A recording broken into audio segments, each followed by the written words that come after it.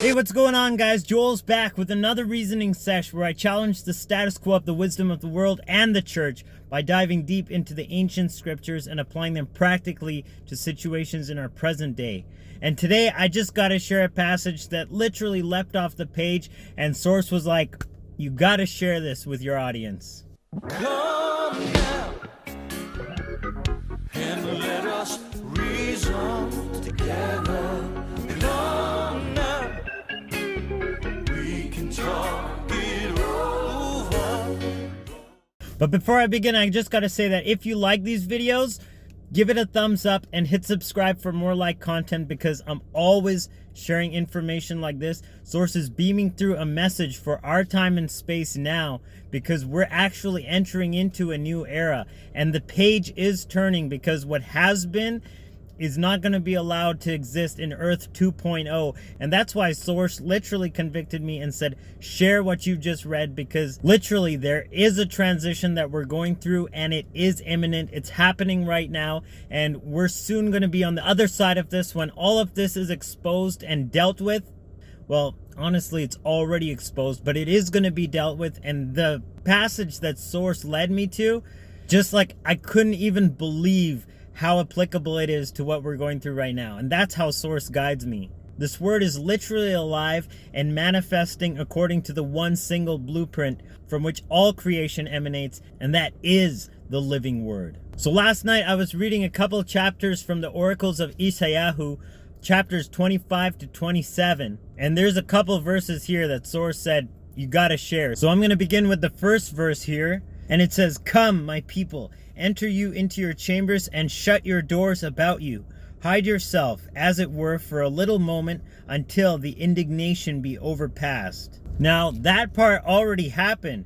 We've been locked in our chambers, shut our doors around us, and hiding ourselves for a little while, because this indignation that's sweeping through the earth, it's divine justice, and it's exposing things that have been buried under the earth's surface. And we're going to get to that in a bit. I'm kind of jumping around the page here, but this whole subject is being addressed in these 3 chapters. And it's all talking about the same thing, but I'm just kind of highlighting these in the order that we've been aware of what's been going on. Because after we were locked down, we became aware of, just how wicked the wicked were. And, we wondered, why is Source taking so long to mete out judgment according to people that are so overtly corrupt?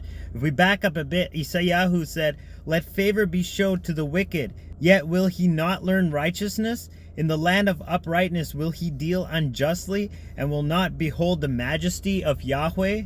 So blatantly, evil people have done evil, and the wicked have dealt wickedly. And they've been so adamant in imposing their system of control and manipulation. Like, it's so obvious. They're not even trying to portray themselves as the good guy.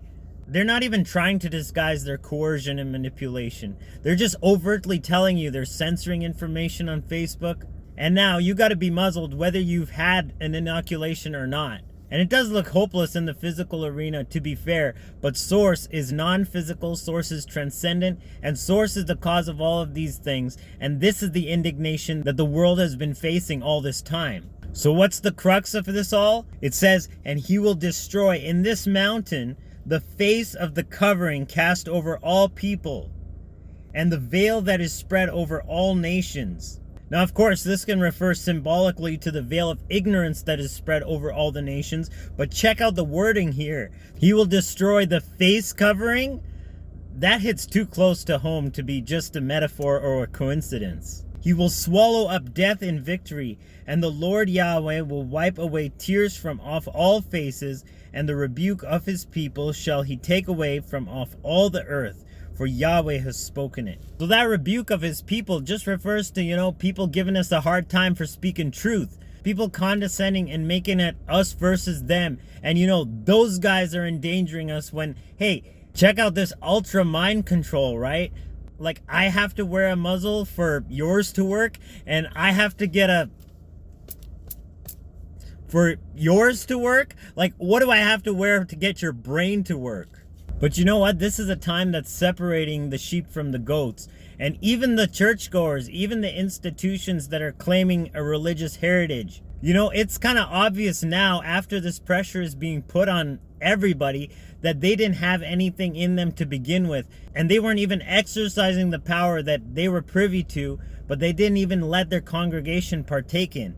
Check it out. It says, like as a woman with child that draws near the time of her delivery is in pain and cries out in her pangs, so have we been in your sight, O Yahweh. We have been with child, we have been with pain. We have, as it were, brought forth wind. We have not wrought any deliverance in the earth, neither have the inhabitants of the world fallen. So some of these churches, like, they've been under immense stress. They've had the pains going on inside them. They've even had like the face and the agony. But guess what? It just produced a foul odor. At the end of the day, people look and they're like, oh, it was just gas. It reminds me of Space Jam, in that scene where, the earth is being invaded by the Martians and all the Looney Tunes run into the church and they look and they're like, there's no help here. And then they get Michael Jordan to help them. Because guess what? The church has been upside down for decades now. This is how Canadian Christians and Canadian churches look like. Everything is upside down. It's not anymore about the truth. It's not anymore about the Bible and biblical stance. It's not about what God wants. It's all about what people want. Everything is upside down. The Church of Jesus Christ has become a mockery of the gospel. The Church of Jesus Christ right now, the so-called Christians, and I'm not talking only about United Church garbage and lies from the pit of hell. I'm not talking about Catholicism. I'm talking about the whole Christianity right now. It's almost impossible right now to find a good pastor that will preach the whole gospel. It's almost impossible to find a Christian that will stand for the biblical views. Just like this building, just like this art shows you here, the church is upside down. What we need to do and what God wants to do, He wants to bring the church right side up. The church that will be the light in the world, the church that will be the salt. If the salt loses its saltiness, it's good for nothing and it will be trampled by men. The church right now is a laughing stock. Christians are a laughing stock. And yeah, really, some of them put on a show and looked like they were pregnant with revival, but when the pressure was put on them, they just ended up farting. That's harsh, but we're living in that era, like I said, when the sheep are being separated from the goats. It's not a time to trifle around when the indignation of Yahweh, divine source, divine justice, literally He who is and always has been and always will be, who continues cyclically in eternity. And that cycle is what you put out is what you get back. That's the indignation that's sweeping the land. For behold, Yahweh comes out of His place to punish the inhabitants of the earth for their iniquity. The earth also shall disclose her blood, and shall no more cover her slain. So all the people that have died unjustly in wars and violence and the manipulation of genocide that certain people have carried out in other continents and even at home. I mean, they've been doing these experiments. We have the Tuskegee experiments and all that went on in our past to prove this kind of stuff. But look at what he goes on to say right after that. In that day, Yahweh with His sore and great and strong sword, the sword represents the living word again, shall punish Leviathan, the piercing serpent, even Leviathan, that crooked serpent, and he shall slay the dragon that is in the sea. Wait, the dragon is talking about Leviathan here. Now, Leviathan, or Leviathan as it's pronounced in modern English, refers to the great sea serpent, but when you really dig into the words, the root of it actually means the one who causes them to borrow. Now, what nation has done that more than any other? And it's kind of ironic that their symbol is a dragon.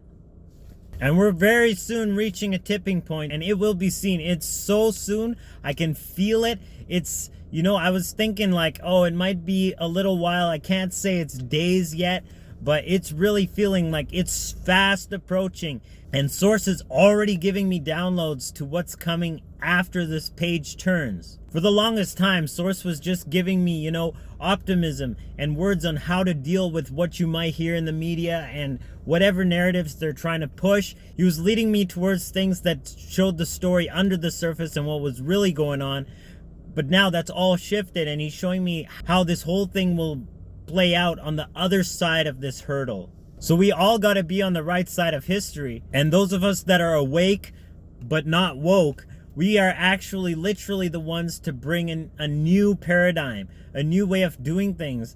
And we haven't bought into the narrative that the media has been pushing on us, shoving down our throats. We can see it for what it is. You know, we're not drinking the Kool-Aid, we're not swallowing the propaganda. And Source is literally raising up an army like Gideon. It's only 300, but we have a pitcher in one hand that's covering a fire. And when that pitcher is broken, or in other words, a great unveiling, the fire is going to be revealed. And that fire symbolizes the revival that Source is literally igniting in each one of us.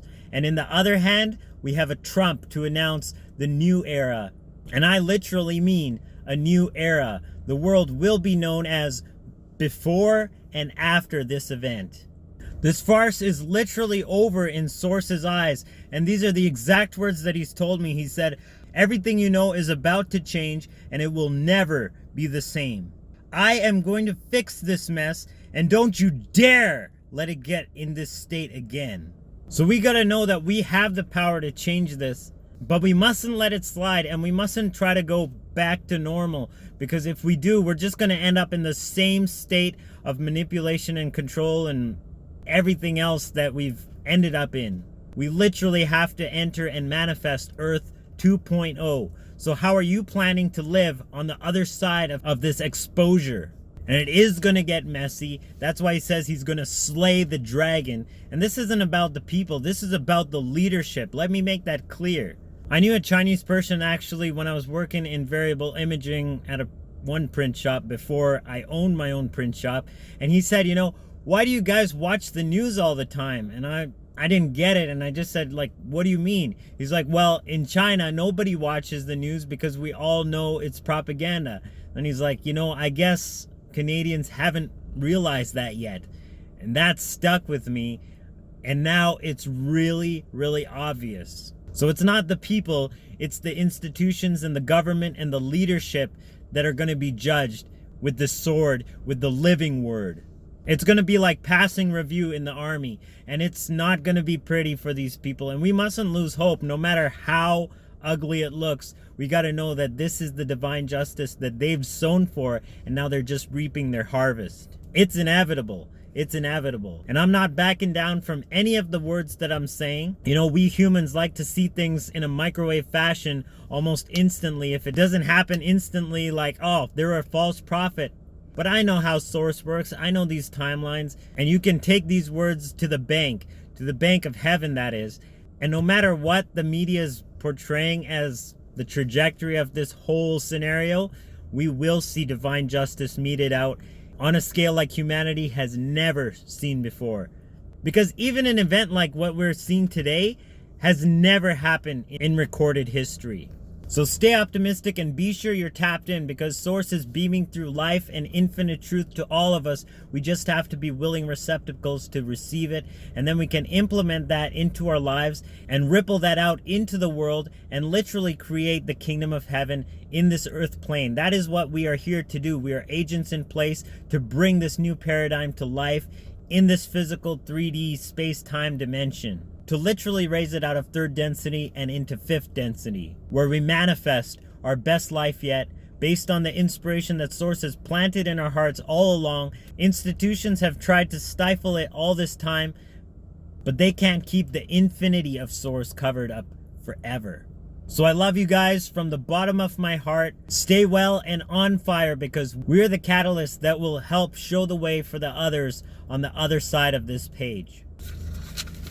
Literally a blank page and a new fresh start for all of us. So I love you guys from the bottom of my heart. I'll check you in a future video. Joel signing out once again. Agape, Salaam, Namaste, Shalom.